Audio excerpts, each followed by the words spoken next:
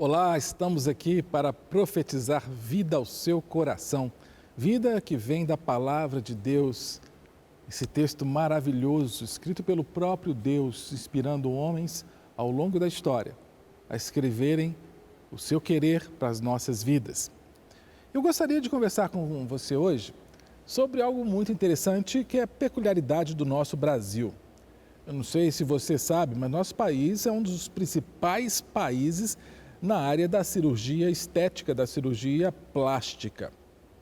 Um ranking recente realizado levantou e colocou o Brasil como o segundo maior país em termos de cirurgias plásticas. Eu tenho aqui alguns dados interessantes sobre o percentual de cirurgias plásticas realizadas no Brasil em termos de quantidade, ou melhor, em termos percentuais, quais as cirurgias mais realizadas. Olha que interessante. Aumento de mama, 15,6% das cirurgias são para aumento de mama. Lipoaspiração, 14,6% das cirurgias. Cirurgia das pálpebras, 12,5%. Fiz pálpebra aqui, né? Rinoplastia, 8,1%. Abdominoplastia, 7,5%. Enxerto de gordura na face, 5,6%. Redução de mama, 4,5%. Olha que 15,6% aumenta e 4,5% diminui. E facelift, 4,3%. São muitas cirurgias plásticas feitas anualmente no Brasil, né? E óbvio que as pessoas querem renovar, né, o seu rosto, renovar o seu corpo. É um desejo que eu julgo lícito querer fazer uma renovação. É bem verdade que a maioria dos planos de saúde não cobre cirurgias plásticas, a não ser que sejam cirurgias por problemas estéticos causados por acidentes ou cirurgias mais agressivas. Porque se considera que é uma cirurgia estética, não é uma cirurgia de urgência. Mas não podemos criticar uma pessoa por querer renovar, fazer, por exemplo, uma cirurgia de pálpebra para tirar um pouco da cara de envelhecimento, do desgaste. Isso é normal. Renovação, todos queremos renovação. Mas eu me pergunto, se houvesse uma cirurgia de renovação de mente, em que lugar o Brasil estaria? Se fosse possível renovar a mente, em que lugar o Brasil estaria? Romanos capítulo 12, versículo 2, Paulo diz o seguinte para a igreja de Roma: transformai-vos pela renovação da vossa mente. Rogo-vos, pois, irmãos, pelas misericórdias de Deus, que apresenteis os vossos corpos por sacrifício vivo, santo e agradável a Deus, que é o vosso culto racional. E não vos conformeis com esse século, já no versículo 2, mas transformai-vos pela renovação da vossa mente. Paulo nos orienta a nos transformarmos pela renovação da nossa mente. E como podemos renovar nossa mente? Quais ações podemos tomar para renovar nossa mente? Nós temos sim algumas ações que podemos tomar, que não são cirurgias, não, mas são ações.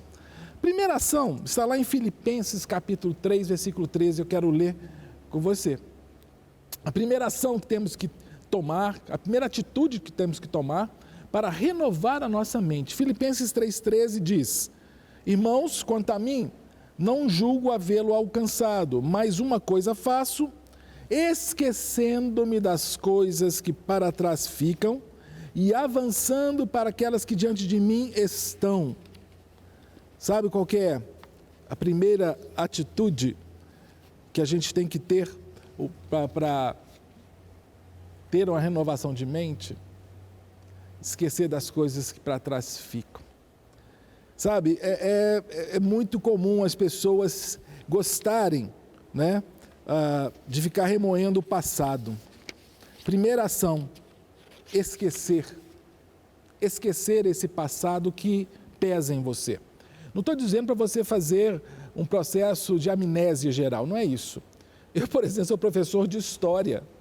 Eu vivo exatamente de estudar o passado. Agora eu estou falando de histórias de vida. A sua história, a minha história. Há circunstâncias na minha história, na sua história, que são circunstâncias que só nos deprimem, que só nos trazem tristeza. E sabe a primeira ação que você tem que tomar para renovar sua mente? Tente esquecer dessas coisas. Tente, eu sei que é impossível ter uma amnésia, mas não fica remoendo essas coisas. Eu não sei se já aconteceu com você, de estar pensando numa coisa que te entristece. Sei lá, pensando em alguém que te xingou, alguém que fez mal para você, ou pensando, sei lá, você perdeu um óculos, por exemplo. Aquilo está te entristecendo. E de repente, passaram-se os 10 minutos, você esquece disso e para e pensa, tinha algo me entristecendo, eu estava preocupado com alguma coisa. E aí você fica tentando lembrar do que estava te causando tristeza. Já aconteceu com você? Com várias pessoas acontece isso, a pessoa parece que quer lembrar daquilo que a estava entristecendo. Primeira ação que você tem que ter para renovar sua mente, não fique lembrando dessas coisas negativas do seu passado.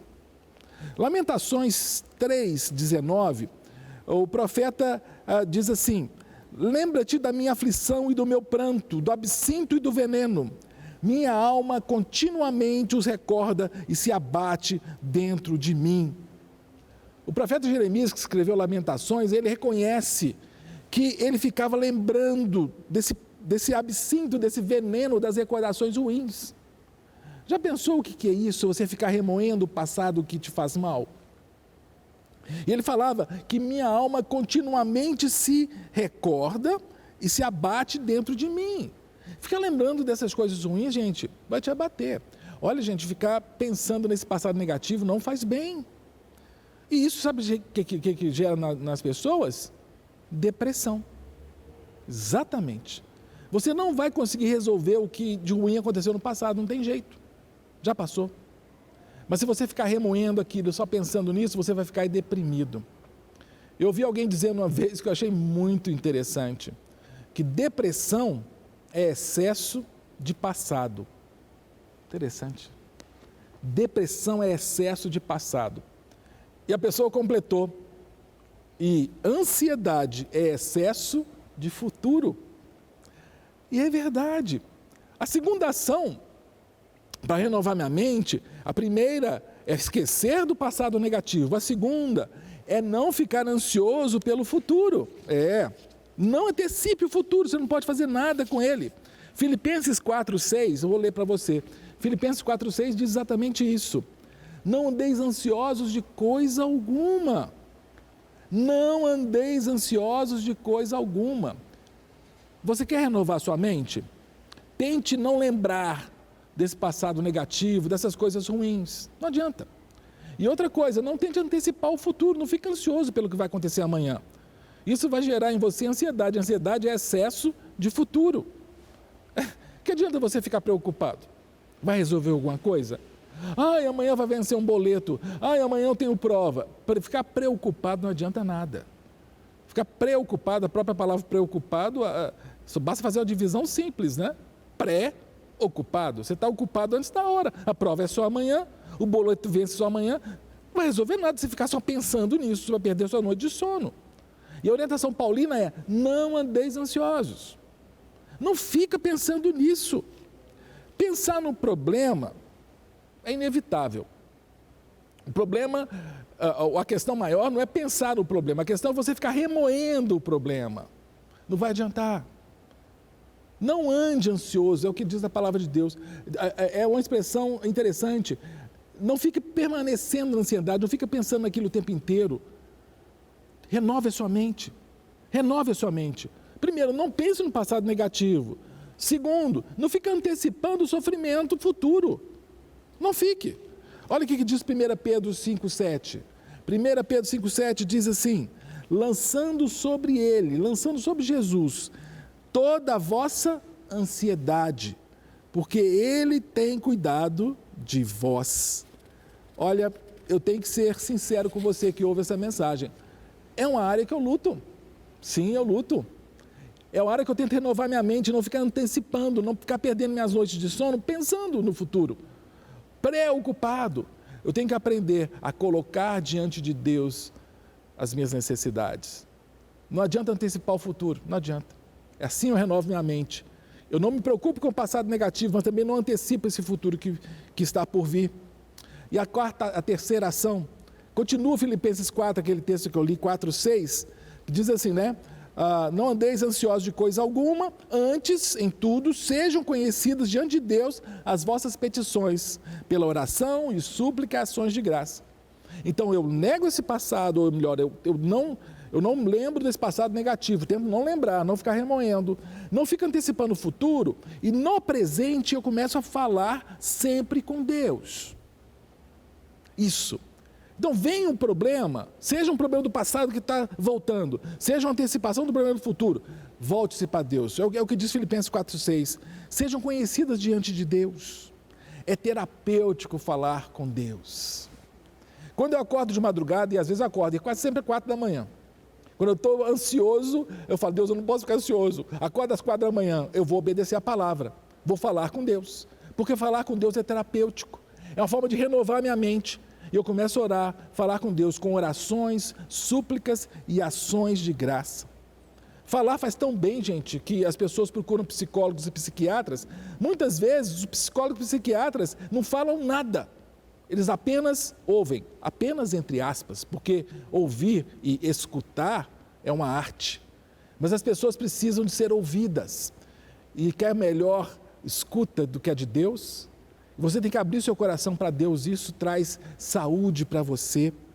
A Bíblia diz que você tem que falar para Deus o que te aflige. Mas Deus já sabe, mas Deus quer que você fale.